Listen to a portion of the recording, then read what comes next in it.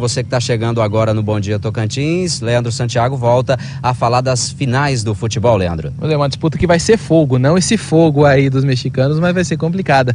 Como a gente já falou, Canadá e Xerente se enfrentando no futebol feminino, Bolívia e Xerente se enfrentando no futebol masculino. Olha, você que ainda não se programou, programe-se aí para assistir os dois jogos do futebol masculino e feminino, a grande decisão, como a gente já vive falando, entrada franca, promete ser dois jogos, grandes jogos bonitos, sem dúvida nenhuma.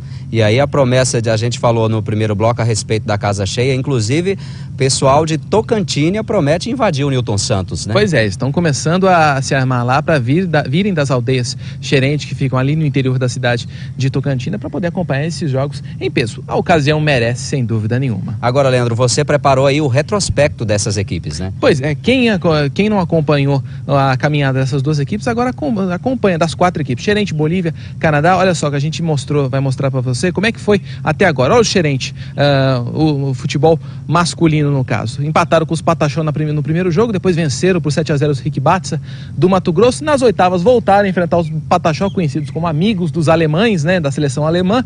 Nas quartas de final, 1-0 contra os Canela, um jogo que perderam muitos gols para finalmente vencer os Carajá por 4-0. Tem um detalhe que chama muita atenção nessa campanha. Olha, a gente vai falar da equipe Xerente feminina. A equipe Xerente feminina teve uma caminhada um pouquinho mais tranquila. Venceu por 8-0 as Terena e as Gangue do Paraná. Depois venceu nos pênaltis as Camaiurá, aquele jogo do choro, inclusive. Depois venceu por 4-1 as Xambioá Carajá do Tocantins, para finalmente na semifinal poder vencer as Tapirapé do Mato Grosso. Essa caminhada Xerente no futebol feminino. Uma caminhada assim um pouquinho mais calma. Tirando o jogo com as Camaiurá, não passaram tanto susto assim. No futebol masculino, uma coisa que chama a atenção: o empate na estreia contra os Pataxó.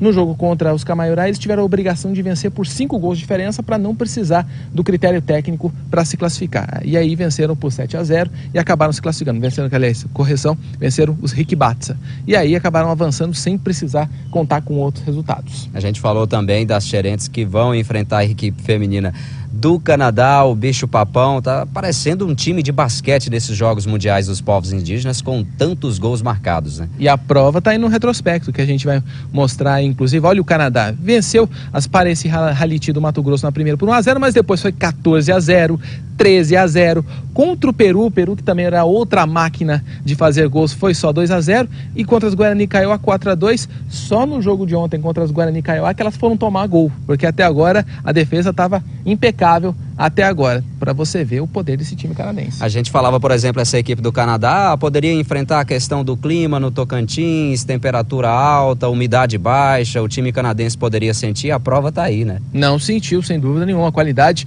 em campo acabou se sobressaindo contra equipes que estão acostumadas com o tempo quente. A gente vai ver também como é que foi a Bolívia, né, a seleção boliviana que enfrenta o Xerente masculino. A Bolívia teve uma caminhada um pouquinho mais complicada. Venceram os Caigangue por 3-1, mas depois perderam para os Terena. Se classificaram pelo critério técnico. E aí nas oitavas venceram os Camaiurá por 6-2.